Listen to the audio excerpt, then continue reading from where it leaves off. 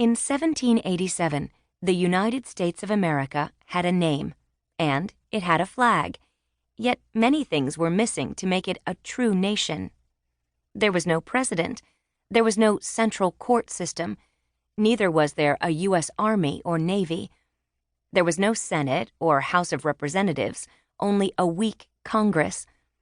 Congress could pass laws, but it could not enforce them. For instance, Congress could charge taxes to pay off war debts, but it had to rely on the goodwill of the states to pay up. People's loyalty to their state made it hard for them to think of themselves as Americans. During the Revolution, George Washington asked soldiers from New Jersey to swear loyalty to America. What an odd request. They said that New Jersey was their country. Loyalty to one's state was rooted in history. The 13 colonies had been settled at different times by different groups of people. Each state developed its own way of life, often with its own religion and customs. Strict Puritans had settled New England. Peace-loving Quakers founded Pennsylvania. Although the main language of the colonies was English, tens of thousands spoke German in Pennsylvania.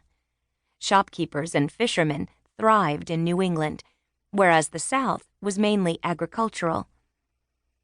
The Articles of Confederation held the states together well enough to fight the war, but afterward, each state was happy to go its own way again. Soldiers returned home, and each state got busy creating its own constitution and electing its own leaders. But what about being a country?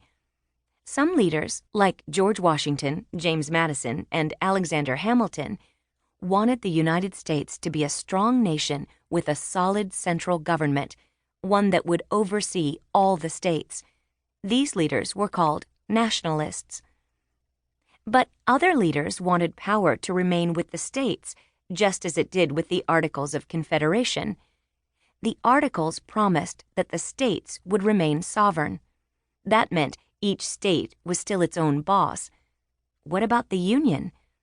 The Articles described the Union loosely as a league of friendship. How well did this government work? Not too well. By 1787, America's troubles could fill a long list. Some states charged fees on goods bought in other states, as if they were foreign countries. Lands west of the original 13 colonies were being settled, and disagreements broke out over which states controlled them. Continental money was all but worthless, so 7 states printed their own paper money, but it was no good outside of their boundaries. George Washington, back home in Virginia, grew alarmed at what was happening to his country. Congress is a half-starved, limping government, he complained, always moving on crutches and tottering at every step. Also, in 1786, a crisis broke out in western Massachusetts. Many poor farmers were losing their land because they couldn't pay their state's high taxes. Under Daniel Shays, a former Revolutionary War captain, a mob of 2,000 farmers decided to rebel. They marched to Springfield, armed with axes, pitchforks, and old muskets. The weak Congress couldn't put together an armed force, so Massachusetts sent in its own troops and stopped the rebellion. In the end, 4 men lay dead. Shays's rebellion shook the nation.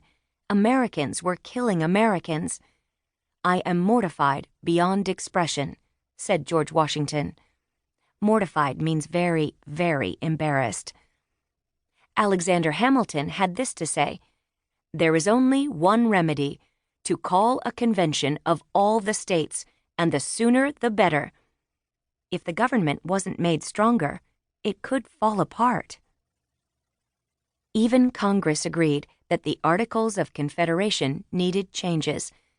So it asked the states to elect delegates to attend a special meeting in Philadelphia in May of 1787. Newspapers called it the Grand Convention.